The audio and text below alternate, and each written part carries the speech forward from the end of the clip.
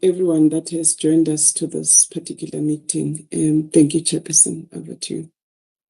Thank you. And then I'm going to call on Mr. Mkhize. Greetings to you, Chairperson, management and staff present here, members of the energy regulator, as well as the members of the public that are following us through the various live streaming platforms. My name is Muzu Vugile Wiseman Mkhize. Thank you. And then I'm going to ask Ms. Cavender as well. Thank you very much, Chairperson. Good morning, colleagues. Good morning, members of the public. Thank you. Thank you, Ms. Cavender.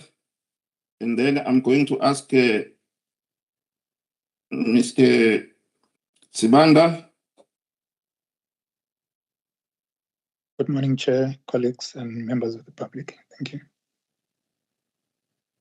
And then I'm also going to call upon Ms. Sibia. Chair, good morning to NESA colleagues and also the members of the.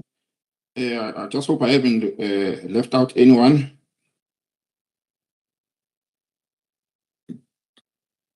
Yeah. All right. On that note, then, I am now going to move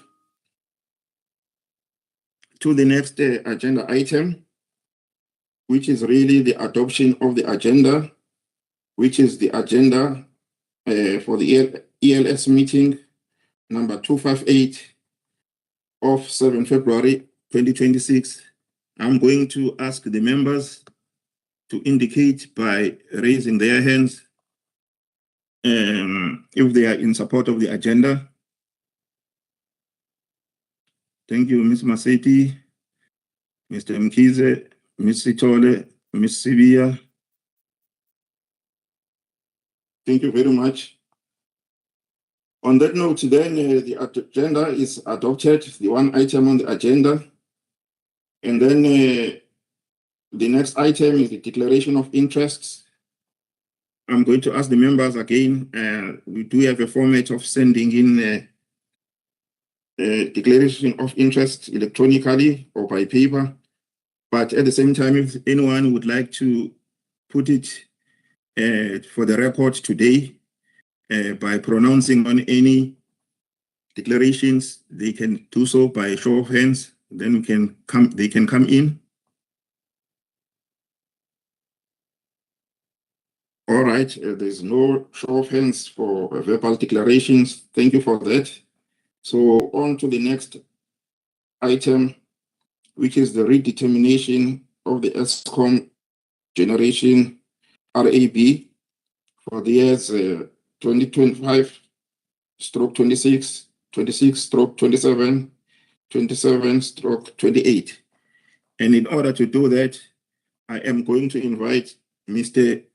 Rulani Matebula to lead the presentations and the discussions. Thank you, Mr. Matebula. Chairperson, thank you, and good morning to you and the ER members, or subcommittee members as well. Thanks again for the opportunity. The matter that is before us, Chair, this morning, it's a matter that comes from the court judgment of the 21st of December 2025, needs to redetermine the REB, the ESCOM REB, and depreciation, and also then adjust the allowable revenue for ESCOM for the year 26-27, as well as 27-28. So we are here this morning, Chair, after we have gone through a consultation process that closed on the 21st of January 2026. Chair, I must indicate that the process has received a lot of audience. We received in excess of 2,000 correspondence or comments from different stakeholders. And we have attached a document that summarizes many of the substantive inputs and comments that we received from stakeholders. And Chair, those comments were taken into consideration in arriving to the figure that we are going to be presenting to yourself this morning. So, Chair, we intend to request the subcommittee to make a recommendation to the energy regulator to approve the outcome of this redetermination, and as well as approve the adjustment that needs to be made on the annual revenue of Eskom for 26-27 as well as 27-28. So, Chair, I'm going to request Mr. Chabalala just to talk to some of the details in terms of the process that was followed and the figures that we arrived into. And Chair, then we can take questions and comments and also look at the recommendations that we have put in this submission.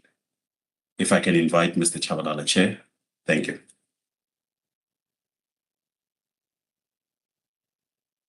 Okay, over to you, Mr. Chabalala. Thank you, Chairperson. Good morning, Chairperson, members, and fellow colleagues. I think I will start off because EM has already introduced the background leading from the court judgment of the 21 December 2025. I think leading up to that, the redetermination was undertaken by NERSA as an independent regulatory decision. What we've done is that we've applied the MYPD4 methodology, incorporating the public participation, which is in line with the court's remittal order. So in essence, the process of the redetermination entails us as NERSA undertaking component by component recalculation of the Eskom generation REP, essentially relying on the same information that was submitted by Eskom in the original MYPD6 application, with strict application of the approved methodology and in compliance with the court order. Chairperson, component by component, I'm referring to the building blocks which make up REP. Namely, these would be your depreciated replacement cost, your transfers to commercial operation, work under construction, networking capital, asset purchases, and your depreciation. So I'll just briefly take you through all these building blocks individually and briefly speak to how a determination was reached on each particular component, starting with the DRC. So in approving this DRC, Chairperson, we analyzed the approach taken by Eskom in order to arrive to the DRC. In essence, Eskom relied on overnight construction cost assumptions. So in essence, in testing those, we were satisfied that these assumptions were reasonable. And apologies, Chairperson, maybe I forgot to say before I started my presentation, I will be relying on making reference a lot to the actual submission itself and not the RFD. The same information contained herein, which is in the submission, would also be in the RFD. It's just that the references on my notes will be referring to the submission itself. So if members want to follow, if I make reference to a table, please refer to the actual submission itself. Thank you, Chairperson. So as I indicated, Chairperson, we analyzed the cost assumptions that Eskom has put forth, and we satisfied ourselves that they are reasonable. And I was saying that this is demonstrated in Table 3 of the submission, which shows the comparison of the overnight cost assumptions that were used by Eskom and the 3 other comparative institutions that NERSA relied on to test this reasonability of the cost. Maybe in closing on the DRC, I just like to indicate that the main limitation on adjusting this aspect of the REP stems from the judgment of October 2022, which restricted NERSA from adjusting the REP based on any form of performance indicators, such as your energy availability factor, your EAF, or any other measures not provided for in the MYPD methodology. As a result, no performance-based adjustments have been made on the DRC aspect. And then the next building block on the REB relates to the transfers to commercial operation. These were recommended as applied for, Chairperson, whereas previously there were portions that had been disallowed. This is because in closer introspection, any downward adjustment to these transfers would need to have a corresponding upward adjustment to the work under construction, because failing to do so would actually then result in undercompensation to the utility. And in essence, this comes about because instead of forming part of the assets in use when undertaking these transfers, meaning that that would mean that the transfers would be allocated to a specific plant. Instead of doing that, a separate asset referred to as transfers, commercial operation is maintained, hence the need for that balancing effect. And then the next one, Chairperson, would be the next building block leading up to the REB would be your work under construction. And then in approving this one, we applied section 9.6.4.1 of the methodology, which provides that only work under construction projects relating to creation of additional capacity may be included in the RAB. So based on this requirement, the only adjustment was in the area of capital expenditure, whereby we said capital expenditure associated with outage and technical plan activities has been disallowed. This is because this expenditure does not result in the creation of additional generation capacity, as it is maintenance in nature disallowed this expenditure. And then next on the building blocks, we have the net working capital, Chairperson. On this one, we relied on section 9.5 of the methodology, and the main item of adjustment on that one was inventory, whereas that ESCOM included coal stockpiles which are in excess of 42 days, which is contra to the policy which requires 42 days. In average, what ESCOM had applied for is an average of 82 days an average of 82 days of inventory over the MYPD6 period. As a result, these have been limited to 42 days. And then in terms of the other aspects making up the net working capital, we are saying that the debtors and creditors balances were allowed as applied for, as they fall within the period of days in line with what the methodology requires.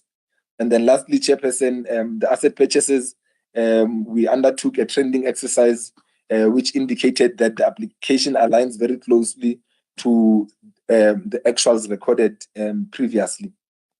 In conclusion, then, Chairperson, the result of this exercise, meaning the adjustments to the actual building blocks leading up to REB, can be seen on table 7 in the submission, whereby we are calculating the average REB. And the reason we are doing this is for the purposes of determining a return to be awarded to ESCOM. And then lastly, I keep saying lastly, and then the other element Chairperson considered is your depreciation as part of the REB, because when I spoke earlier, those elements, there would be some of the elements, building blocks leading up to REB that would affect depreciation. So because on those specific elements, which are your DRC, which is your depreciated replacement cost, your transfers and your asset purchases, there were no adjustments in those aspects. As a result, the depreciation was not adjusted either, Chairperson.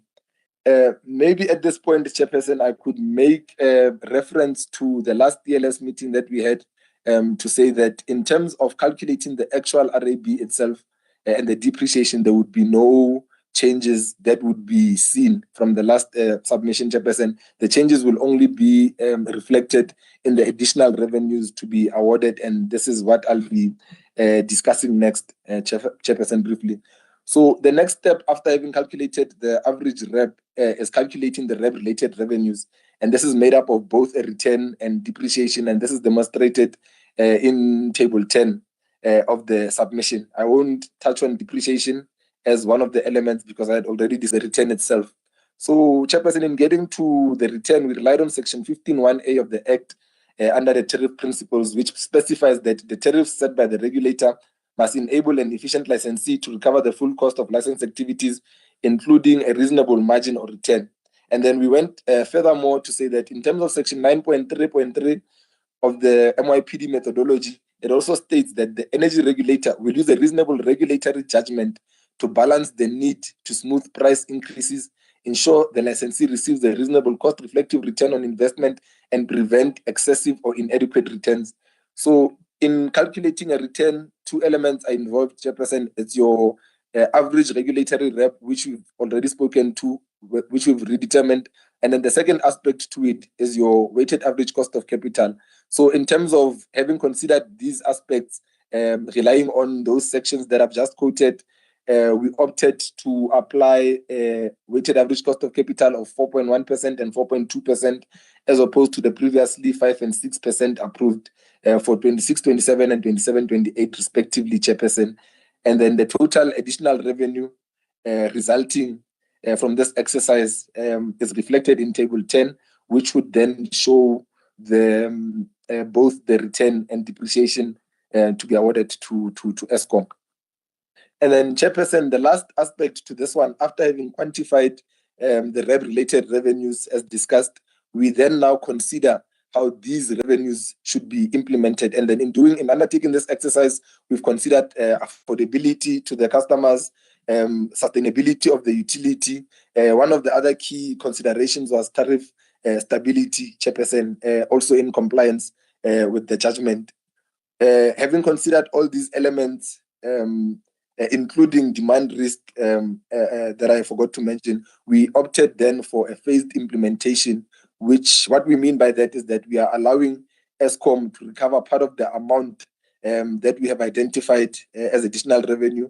We are allowing that amount to be recovered within the MYPD6 period, and then there is a balance that is then deferred to after the control period, which is after the MYPD6 period. So in essence, Chairperson, this approach is desirable as it limits the price impact to a single-digit increase for both remainder of for both the 26-27 and the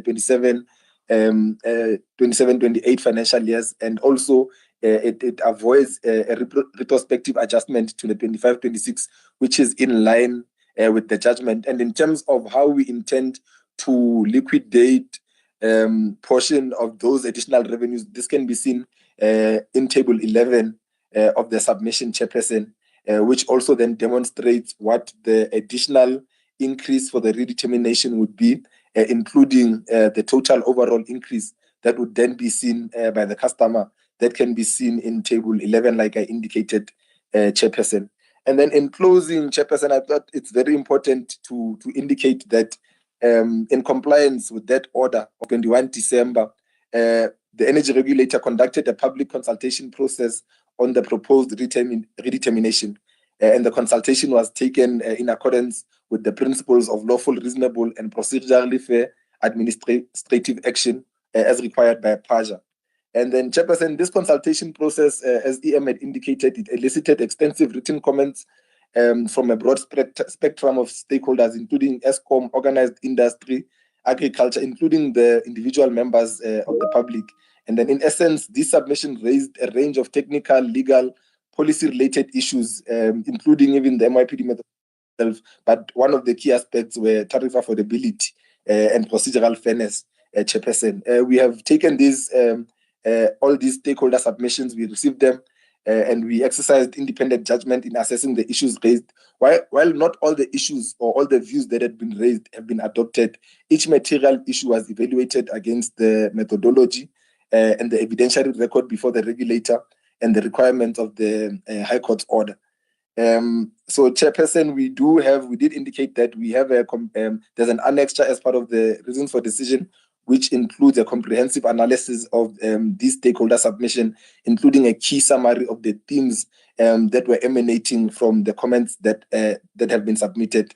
In closing, Chairperson, it is therefore recommended that the ELS recommends to the ER to approve the redetermination of Eskom's generation regulatory asset base for 26-27 and 27-28 financial years, as set out in the reasons for decision, and to approve the adjustment of the Eskom revenue as a result of the redetermination. Thank you, Chairperson. Okay, Chair.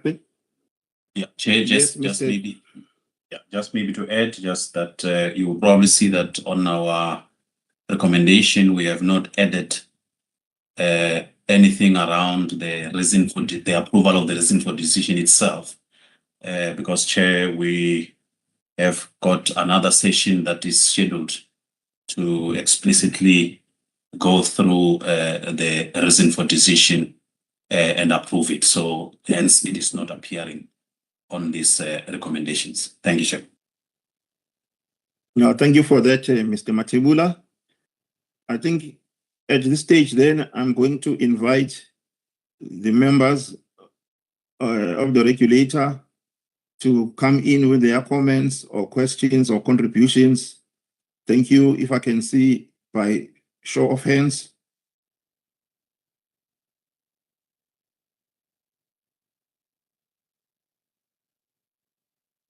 I see Mr. Mkize.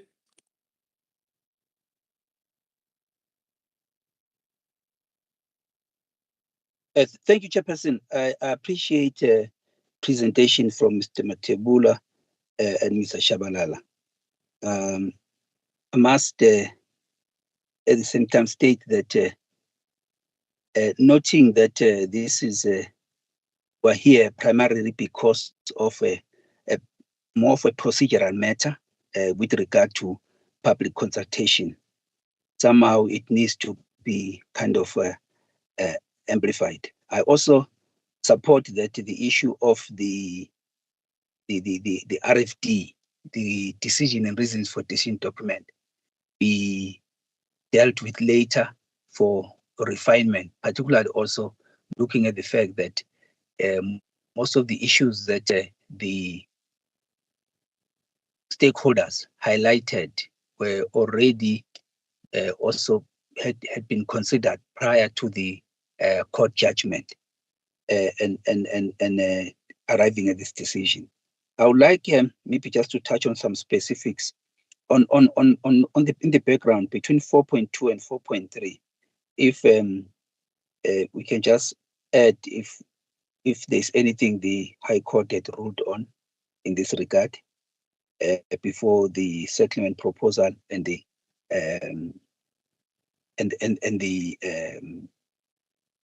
agreement between ESCOM and NERSA. Also, under 5. I don't think that is solely because of procedural fair process. Maybe we can change there and say primarily due to a lack of procedural fairness. And then my understanding also, we need to capture that very explicitly, and unless I've missed it somewhere. Because under 5.5, we talk to the issue of the depreciation and replacement cost. To clearly spell out that the 2025-26 financial year tariff matters will still be considered, but need the determination we need not be changed as such. But however, these changes would be any differential would be dealt with or addressed in terms of the regulatory clearing account, the RCA, which ESCOM has already applied for. And then on table 2, I think 5.6.2, you do talk to the rand dollar exchange rate, but if you can just put a note on the table itself, it helps. On the April, it's just to under 5.7. If you can just improve there in terms of writing full at first mention, and you do talk to the estimates used there, but just also emphasize them being in line with the other estimations that the EIA and BNF do. Under 5.8, I've got just this concern that there are these matters that we are pains to accept, but we've got to because of the methodology. We're hamstrung by the methodology. Just highlighting them as also matters that have been communicated to the policymaker for improvement where applicable, if it is with regard to the EPP, or that there are areas that have already been identified for the refinement of the MYPD, because I don't think that going to the next sets of applications will be using the MYPD as is. And also Kali said, and our response with regard to this, you know, the same would apply also for 5.10, where you are saying that the issues of transfers to the from commercial operation to the capital or RAB. I think when it comes to this, what the stakeholders said becomes important, because for me, this submission, when it comes to the stakeholder comments, noting that there's an annexure, but just to beef it up in here, because that for me is the main issue that needs addressing, and that needs to be very clear that it was we did heed to all the comments that were put forth. I'll stop here. Thank you. Thank you, Mr. Simbanda. I do not see any other hands raised up from the members of the regulator. Or now I see Ms. Maseti. Over to you, followed by Mr. Simbanda. Thank you, Chairperson. Chairperson, I'm covered by the issues that are raised by my colleagues. Just on the issue of the depreciated replacement cost on paragraph 5 of 0.5, I'm using, and some consequential changes will should also be made in the RFDs and the reasons for decision.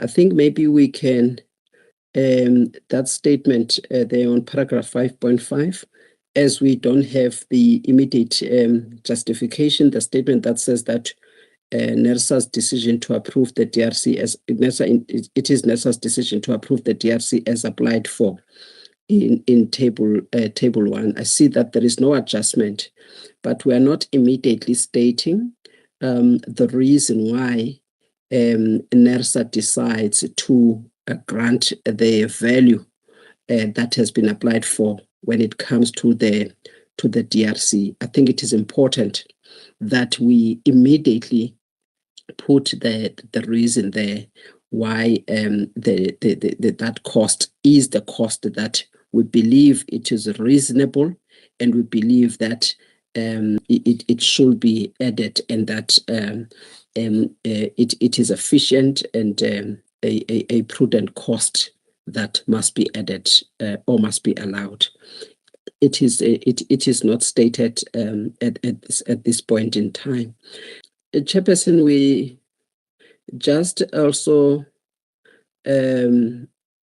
we just need to tie that explanation with the statement that is made, the 5.5 issue of the DRC, also with the table and the analysis and some analysis there. We need, in that explanation that I have indicated that we need to enhance, we need to tie it up with paragraph 6.2. Paragraph 6.2 deals with, again, the way that we're starting, that with the issue of adjustment to be made in the RFD element, again, of the DRC, together with transfers to commercial operation.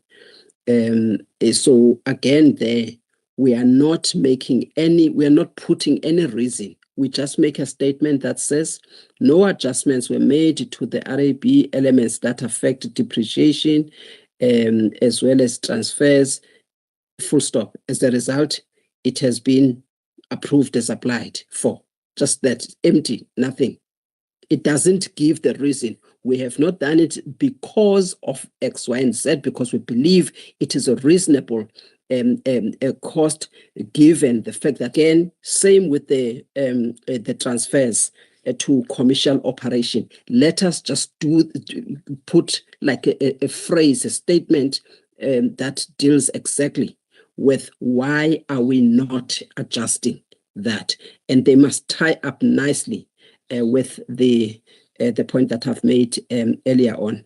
Chairperson, I would not like to take too much of the time of the committee, but I think some of these elements, they need to just be put properly in terms of the reasons. I think the issue is that certain statements are sort of empty. They just put the figure without putting like the reason immediately there in the statement. So I would also even give you an example here on paragraph 7.6 of the submission. So if again there on that figure, we can just put the reason now to say, yes, now this is the revenue that we're talking about.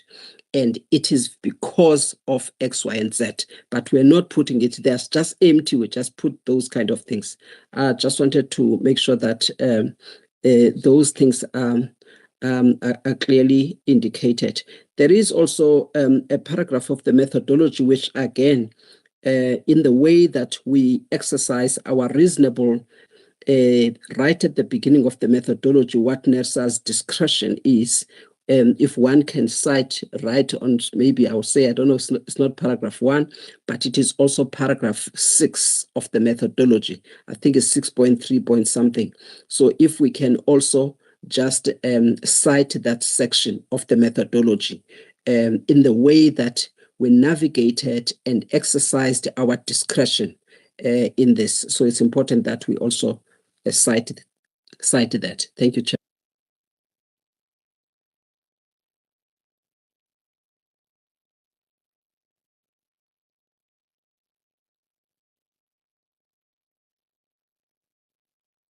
You're mute, Chair. Yeah, thank you, Ms. Maseti. Apologies for that.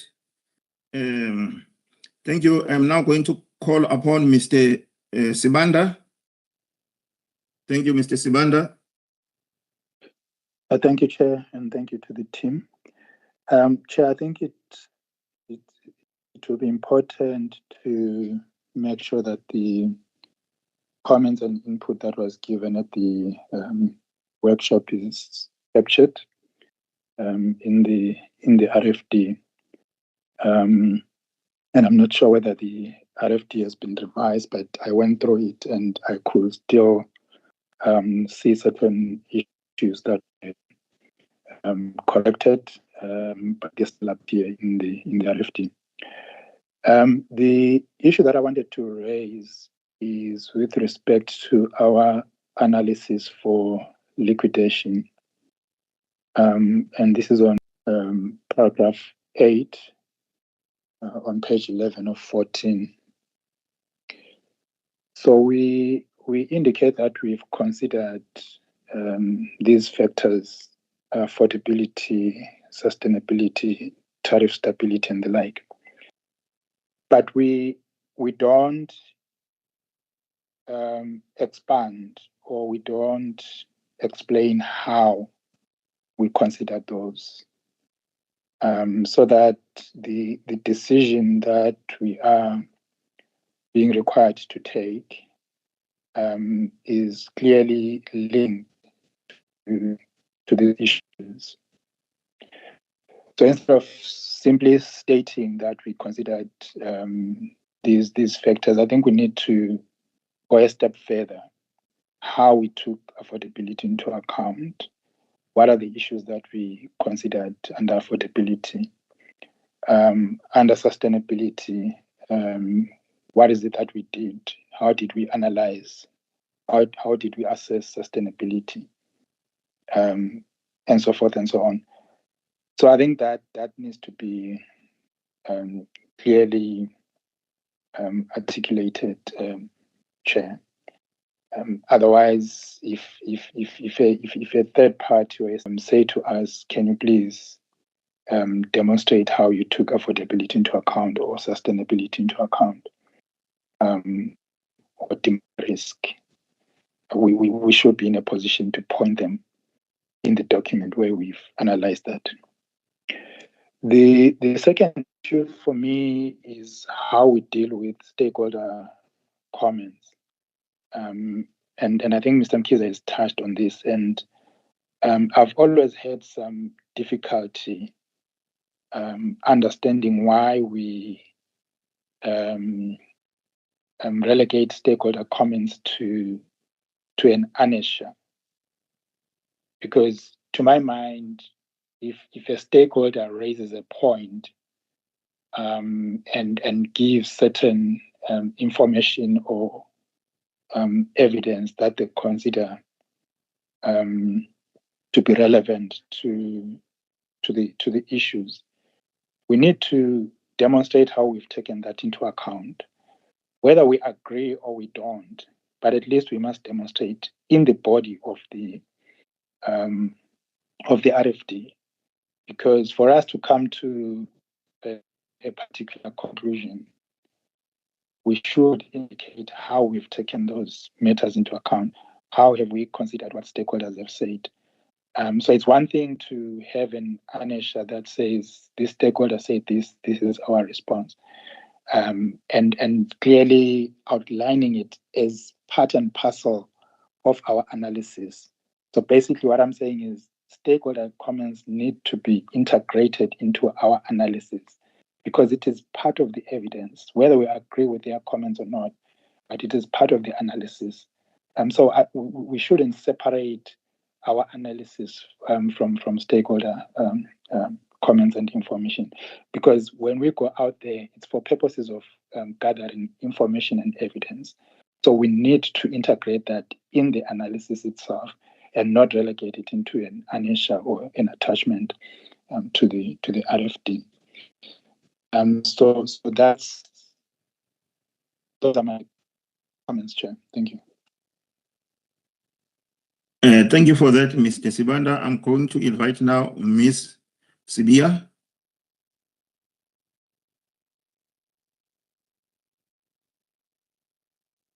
Yes, Chair. Thank you very much. Thank you from the team for the presentation. Chair, two things I would like to ask the team. On 7 point, let me get the number exactly. On 710, the issue of costs being the 2020 cost. My question is, yes, you say that ESCOM used that, both used the same rate, but I'm asking about the rationale of using an estimated rate when you are dealing with the matter from 2020, because the actual rate of 2020 is available. I'm not talking from the part of ESCOM also using it, but to say, why don't we use the actual one for 2020? And then the second issue, Chair, from my side is, did we have an independent person externally or internally who is very, let me use the word loosely, sharp with the numbers so that they can check the numbers that are there? And then as we are here as ER or ELS at the present moment, we can be assured that the numbers have been looked at and also check the calculation by someone who is actually was outside of the process of dealing with the application, so that we can be assured that from the NESA's point of view, the numbers are the numbers that are supposed to go out there. Thank you very much. Thank you, Ms. Sibia. I'm going to invite now Ms. Cavender. Chair. I just want to, and thank you to the team for the presentation. So I'm just looking at paragraph 5.1 of the motivation in the submission, where we say that the court set aside the settlement decision because of a lack of a procedurally fair process, including adequate public consultation. So I just want the team to be very mindful of the way we describe the judgment of the 21st of December and the words that we use, whether it is in the cover submission or in our reasons for the decision. That statement is not entirely accurate. The court rejected the settlement on the basis of being unlawful, irrational, and lacking transparency or public participation. So it wasn't just about procedural fairness and lacking public participation. It was also because it was unlawful and irrational. So we have to be clear about that. We have to articulate that. And in our reasons for our decision, we have to demonstrate that decision is lawful, rational, and has ensured public engagement that was not just a check the box exercise, but a meaningful engagement with stakeholders and seriously taking their inputs into consideration. And I note that other members have raised this point. So it's important for us to integrate the substance of the comments we receive into our reasons for decision and into our deliberations. I think we really need to use this court judgment of 21 December and the order to do a redetermination as a model of good governance. So when we write our reasons for this motivation, we must take all of this into account and demonstrate that NERSA is now adopting models for good governance. We, in so far as we need to demonstrate rationality, we have to show that our process ensured integrity and evidential rigor.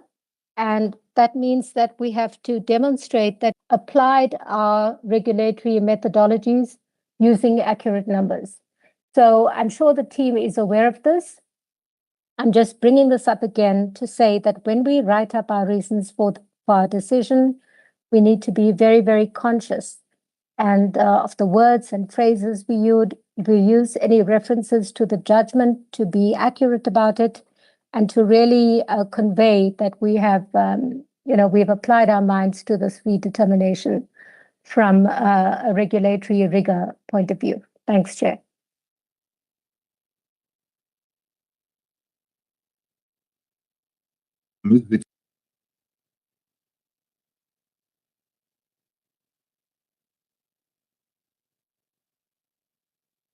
Maybe muted, Chairperson.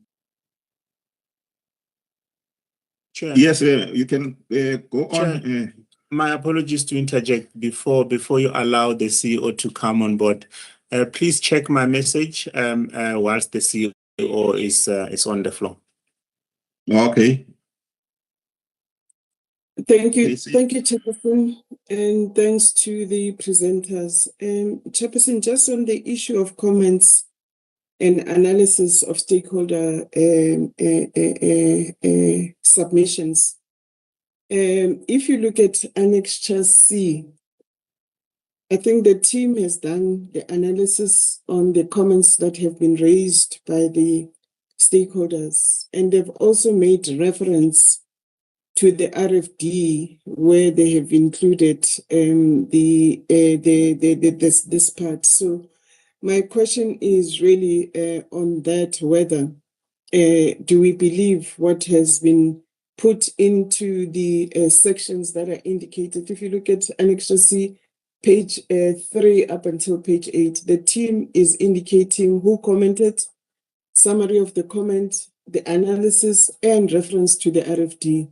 Are we saying that what is being captured in the RFD is adequate or not? Because for me, that is the question. The team has done the analysis of the stakeholder comments, and they have made a NERSA position, and they've included them in the RFD. So I just thought that the issue or the discussion around stakeholder comments, the staff has really dealt with it. The question is whether do we believe what's in the RFD in terms of those paragraph or sections referred to, is it adequate or not? Thank you, Chairperson.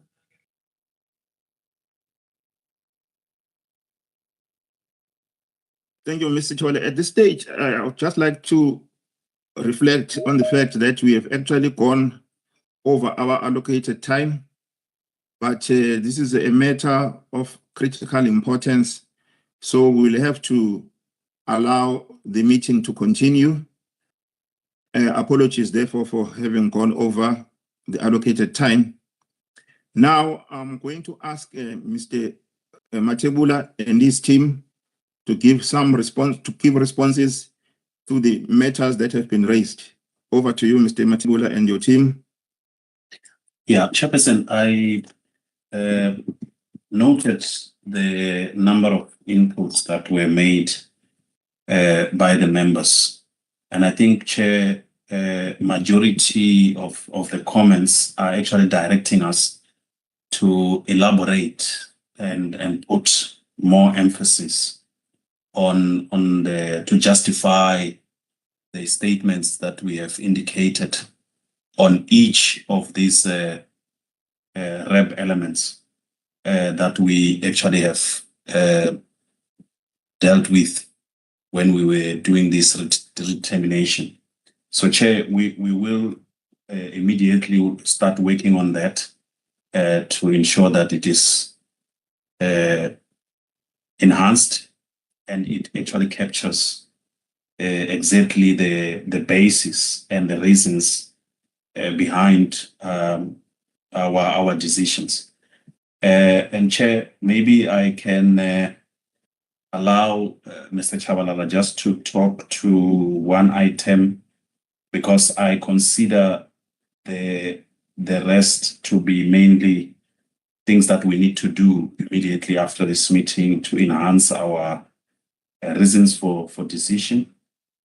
And that also include also reflecting on some of the common themes from the stakeholder comments and indicate how we have actually dealt with them without singling out a specific comment from a specific stakeholder. I think that is how I propose we can deal with it, given that we have more than 2,000 comments that we actually received.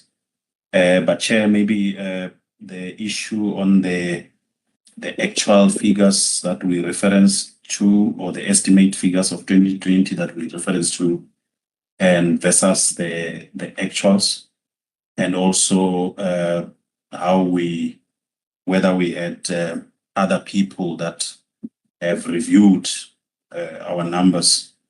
Maybe let me allow Mr. Chabalala to talk to those two. The rest, Chair, I think it's matters for enhancement, and we will work with the team to enhance before the RFD is finalized. Thanks. Thank you, Mr. Matebula. Mr. Chabalala. Thank you, Chairperson. Look, the question was actually in two parts. The first aspect referring to the overall sort of quality check, quality assurance process that we go through. And yes, internally, I believe we have done that. I suppose it's a matter of discussion in terms of how we could extend that a bit more externally to reach a wider crowd. But on the issue of the cost assumptions relied on in getting to that valuation around 2020, it becomes tricky, Chairperson, application. Instead, it is a redetermination. So we did state upfront in the RFD, in the submission, to say that we are undertaking this redetermination from a position of similarity. What I'm trying to say is that we are assuming or the position of where we were when we undertook the determination initially, meaning that we are relying on the same information that ESCOM had submitted at the time. So it becomes difficult to sort of then try to mix. Yes, now we have that crystal ball in that we know exactly what happened in 2020, but it sort of becomes then an overreach once we start applying actuals that were not known at the time of the original decision. That's the sort of rationale that went behind it. I hope that covers the question. Thank you, Chair. Thank you, Mr. Chabalala. I think at this stage then, I'm going to just read the recommendations. Before that. Oh, sorry, Ms. Maseti, over to you. Thank you, Chairperson. Chairperson, you will note that we take decisions, and in terms of what is before us, it entails two aspects that are crucial.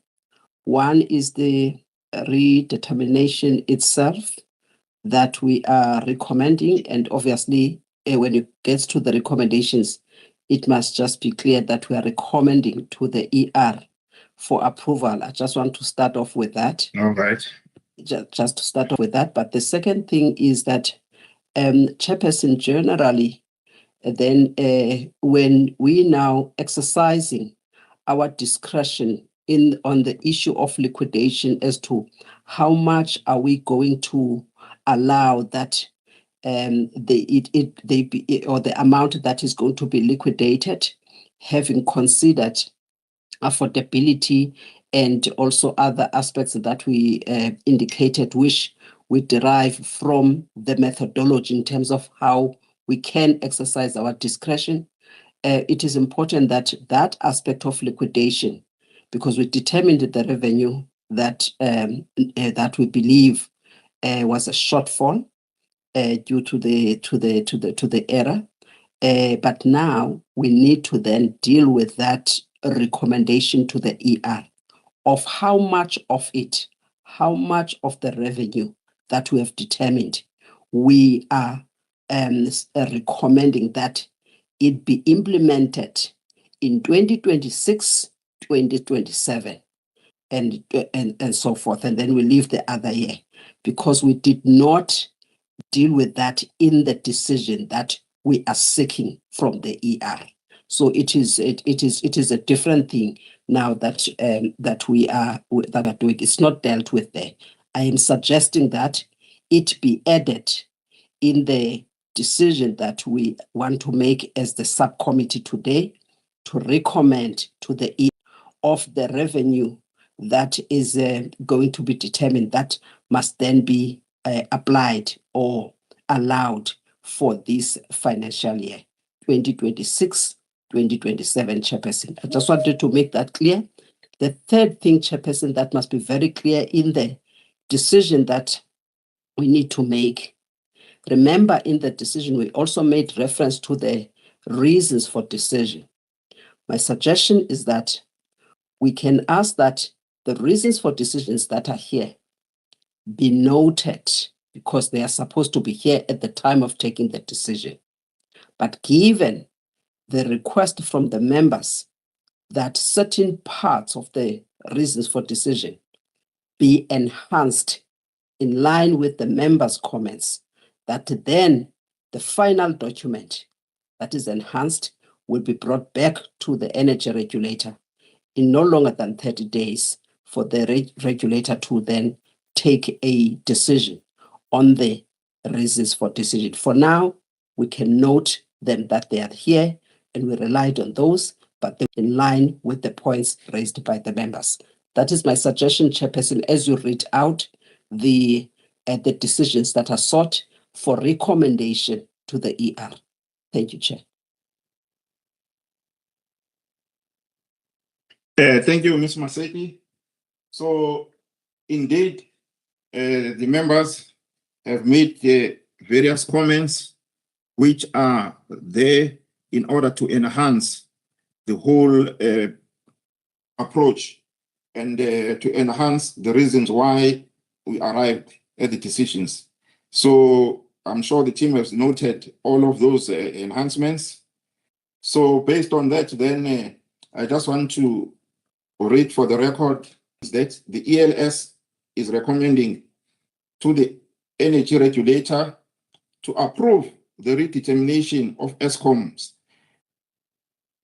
generation regulatory asset base and depreciation for the years 2026/2027 and 2027/28 financial years, as set out in the reasons for decision.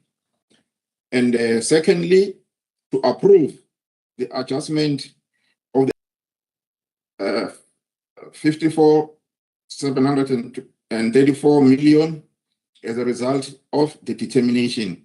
This is obviously subject to the enhancements that the members of the regulator have actually highlighted. So based on that, I'm going to now to ask the members of the regulator, Mr. Mkize, Ms. Maseti. Thank you. The noting of the RFD, Chairperson, I think it is important as attached to, if we can just add that as a decision for today, so that we covered the points that we've already guided the team, that RFDs must be approved on the same day. However, because of the enhancements, they are here, they are noted, and will be brought back later, Chair. So I wanted to just that point to be emphasized. And then, Chairperson, the recommendation on the liquidation of the revenue that has been determined. Those are the two other points, Chair, that are not covered in the decision that is sought.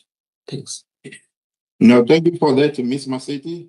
So to enhance again our decisions, as a recommendation, it is the issue of the RFD, which we're going to workshop again on Monday, as well as the issue of the liquidation.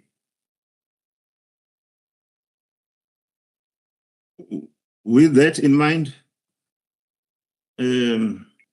Chairperson, maybe the RFD, it's noted as a draft. Maybe if we add that for the secretary. Yes, that's no, right. it is a draft. No, it is Yes, a draft. Yes, I still Thank you. support the recommendation, Chairperson.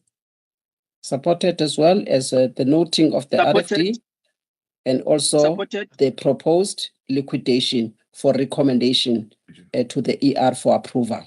That's another thing. Thank you, Chair. Thank you. Chair, before you move, I noted the other members who do not form quorum unless you also support the approval, Chair. I did not hear that. No, I do support. Thank you, Chair. Maybe I did. Yes, maybe I did. Okay, maybe I took out my hand too quickly. I do support. Thank you.